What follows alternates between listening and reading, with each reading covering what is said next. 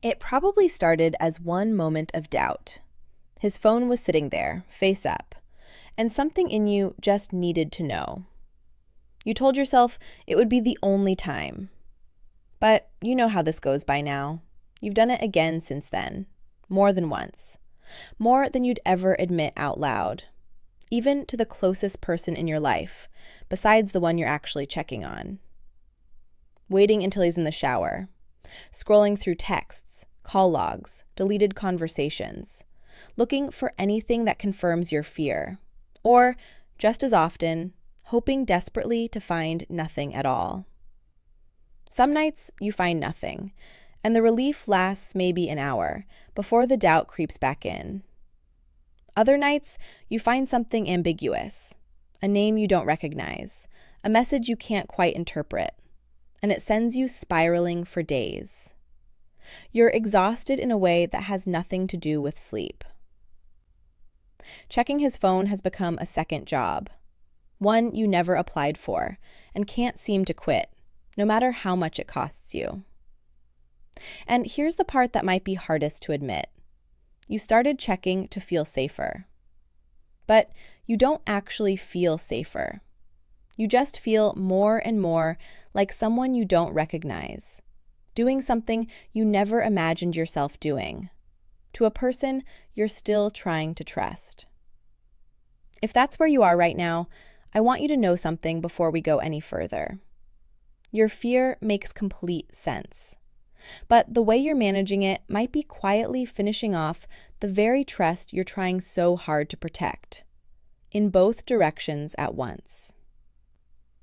I've talked with a lot of people in exactly this place. People who never imagined they'd become someone who checks a partner's phone, and who did it anyway, because the fear underneath felt too big to sit with unanswered.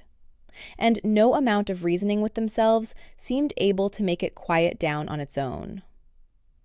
I want to be honest with you before we go any further, because I think you deserve that more than you deserve a comforting oversimplification. I'm not going to tell you that wanting reassurance after real hurt is unreasonable. It isn't. What I am going to do is walk you through why checking his phone rarely delivers the safety it's chasing, why it tends to make things worse, even when nothing incriminating is ever found, and what could actually help rebuild the security you're looking for. Not because there's a quick fix for a broken sense of trust, but because you deserve a way forward that doesn't cost you more than it gives back, which is exactly what the checking has likely been doing without you fully realizing it. When someone finds themselves compulsively checking a partner's phone, there are really only a handful of paths this tends to take from here. The first path is continuing to check, telling yourself it's temporary, or that you'll stop once you feel secure enough, a point that, for most people caught in this pattern, never actually seems to arrive. The second path is forcing yourself to stop checking through sheer willpower, without addressing the underlying fear driving it, which tends to leave the anxiety intact and simply unexpressed. And the third path is bringing the need for reassurance out into the open, replacing covert checking with honest conversation about what would actually help rebuild trust, whether that's agreed upon transparency, professional support, or both. I'm not going to tell you which path fits where you are. I can't know that from here. But I do want you to understand what tends to happen down each of these three roads, because most people caught in this pattern only ever try the first one, checking again and again, hoping the next look will finally be the one that settles things for good, without ever noticing that the last 100 checks didn't manage to settle anything either. Let's start with why checking his phone so rarely delivers lasting reassurance, because I think it's more understandable than it might feel from the inside. Anxiety that's rooted in a genuine breach of trust doesn't usually respond to evidence the way we'd expect it to. Finding nothing incriminating on a given night doesn't actually resolve the underlying fear. It just delays it. The relief tends to be brief because the fear was never really about that specific phone check in the first place. It was about a deeper question. Can I trust this person? Can I trust my own judgment? That no single search of a call log can actually answer.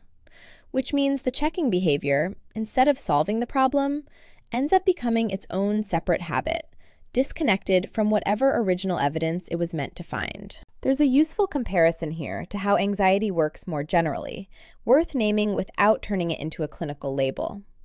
Checking behaviors driven by fear tend to provide relief that's proportional to their frequency, not their thoroughness. In other words, the relief fades quickly, regardless of how carefully you searched, which means the mind, seeking that relief again, tends to ask for another check sooner rather than later.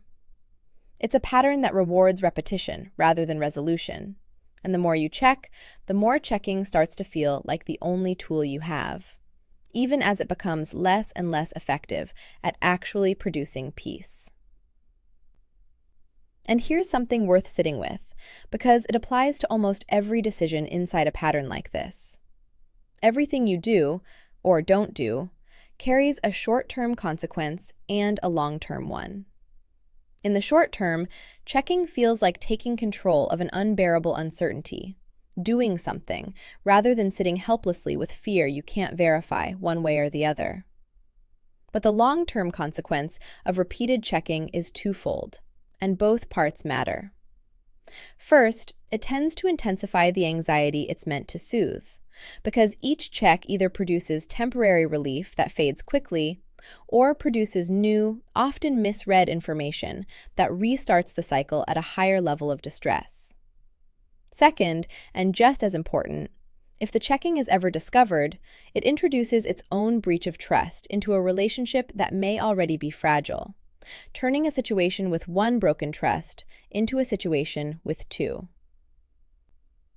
I also want to name something that might be hard to hear, but I think it matters. The secrecy involved in checking often costs you something separate from whatever it does to the relationship. Most people who do this describe a growing sense of not recognizing themselves, becoming someone who hides, who searches, who lives with a low, constant hum of guilt about the checking itself, layered on top of whatever original hurt started the whole pattern. That's a real cost, even if it never gets discovered, even if the marriage survives everything else intact. Living with a secret, even a secret motivated by fear rather than wrongdoing, tends to create its own quiet distance from the person you're keeping it from.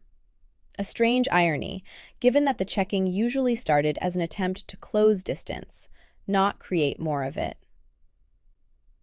Now, let's actually look at where each of these three paths tends to lead, starting with the first, continuing to check, hoping the next look will finally bring peace. In the short term, this path feels like the only available option when the fear is loud enough. But I want to be honest about the long-term consequence of that same choice. Compulsive checking behaviors, once established, tend to escalate rather than resolve on their own. More frequent checking, more elaborate methods, more time spent in a state of hypervigilance that exhausts you far more than it protects you. And because the underlying fear was never actually addressed directly, the checking rarely produces the settled feeling it was chasing in the first place, no matter how thorough or frequent it becomes. Some people describe reaching a point where they're checking almost automatically, without even consciously deciding to, the way a habit becomes untethered from the original reason it started. I want to be fair to this path, though, because the impulse behind it isn't irrational, especially if trust has already been broken once. Wanting some form of verification after real betrayal is a completely understandable response to real harm. The problem isn't wanting reassurance. It's relying on covert, one-sided searching as the primary source of it, rather than something built openly, together, with your spouse's knowledge and participation. A relationship can survive a lot of hard truths. It has a much harder time surviving the discovery that one person has been secretly investigating the other for months, regardless of how justified the original fear might have been. The second path, forcing yourself to stop checking through willpower alone, without addressing what's underneath it, tends to feel like progress at first and unsustainable shortly after. In the short term, simply not checking can feel like relief from the guilt and exhaustion the habit was causing. But the long-term consequence of white-knuckling your way through unresolved fear is that the fear itself doesn't actually go anywhere. it just goes underground, showing up instead as irritability, sudden accusations that seem to come from nowhere, or a quiet withdrawal that your spouse can sense but can't quite explain. I think of a situation I've seen more than once, with the details changed but the shape kept intentionally similar. Someone who decided, out of sheer determination, to stop checking their spouse's phone completely, treating the decision itself as proof that they trusted again. For a while, it looked like it was working. But the underlying anxiety hadn't actually been addressed. It had just been relocated, and it eventually resurfaced as a wave of unexplained tension and suspicion that felt, to their spouse, like it had come out of nowhere, precisely because the real conversation about the fear had never actually happened. Stopping the behavior without ever naming what was driving it just meant the fear found a new outlet, one that was harder for either of them to trace back to its actual source. The third path, bringing the need for reassurance into the open and working out something honest and mutual instead of relying on covert checking, is the one that actually tends to produce lasting security, though it requires a harder conversation than most people want to have. This might look like telling your spouse directly that trust feels fragile right now and asking together what would help rebuild it, whether that's agreed upon transparency for a defined period, regular honest check-ins, or outside support to work through what's actually driving the fear. Whatever shape it takes, the key difference is that it's negotiated together, out loud, rather than enforced unilaterally and in secret by only one of you. I think of another situation, again with the details changed, but the shape kept intentionally similar. Someone who finally admitted to their spouse that they'd been checking their phone for months, expecting anger, and instead finding, underneath the initial hurt of being surveilled, a genuine willingness to talk about what security would actually look like going forward. That confession was terrifying to make, and it did produce a difficult conversation. Their spouse was understandably upset to learn about the checking. But underneath that initial reaction was also relief, on both sides, that the fear finally had somewhere real to go, instead of continuing to live entirely inside a phone screen at midnight. They built something together, not perfect, not immediate, but honest, that gradually replaced the secret checking with something both of them had actually agreed to and understood. That's usually what the long-term consequence of this path looks like. Not instant trust, but a slower, shared process that both people can actually stand behind, instead of one person carrying the entire burden of verification alone, in secret, indefinitely. It also tends to change the emotional weight of the situation itself. Fear that's shared and worked on together feels fundamentally different from fear that's managed entirely alone, even when the actual level of risk hasn't changed at all. I know how heavy this particular fear is to carry, and only you know how long you've been checking, and what it's actually been costing you. I can't know that from here, and I wouldn't presume to. But if you want something that walks you through this more deeply, a way to actually work through rebuilding trust, instead of just monitoring for its absence, I put together 3 step-by-step guides for every stage of a marriage crisis, including exactly this kind of moment. The Complete Marriage Rescue Trilogy. It's linked in the first comment below, whenever you're ready to look at it. Now, let's keep going. Here's the part I really want you to sit with before we finish today.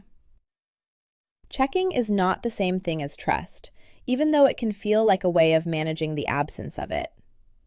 The fear driving the checking is real and deserves to be taken seriously, but it deserves to be brought into the open, worked through directly, rather than carried alone in secret, one search at a time. Secrecy was never actually going to be the thing that made you feel safe, no matter how many times you tried it. I'm not here to tell you exactly what to do with your specific fear, or your specific marriage.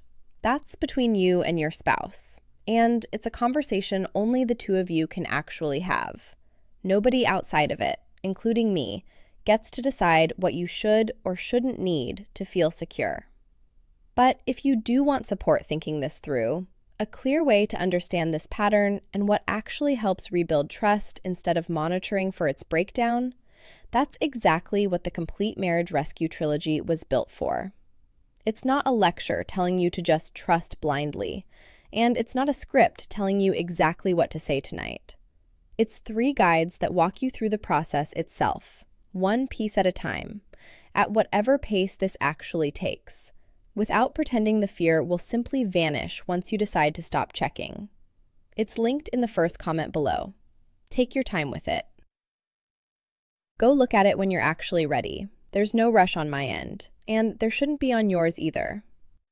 Before you go, I want to leave you with this. Wanting to feel safe in your own marriage is completely reasonable, and I don't want you to hear anything I've said today as a reason to feel ashamed of the fear that led you here. But there's a real difference between seeking safety and seeking it in secret. And the second one, however understandable, tends to cost more than it protects. There isn't a universal answer for how to rebuild trust after it's been shaken, and I'd be lying if I told you there was one.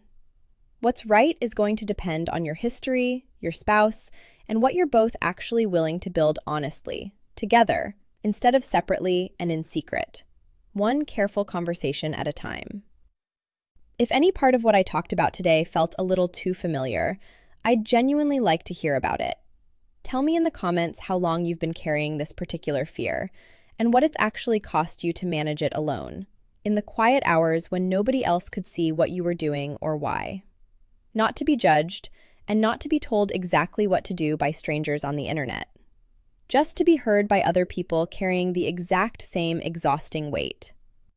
Wherever you are in this tonight, your need for security is valid, and it deserves a path forward that doesn't require you to keep hiding from the person you're trying to trust again. That path is slower and harder to walk than another quiet check of his phone, but it's the only one that actually leads somewhere other than back to where you already are.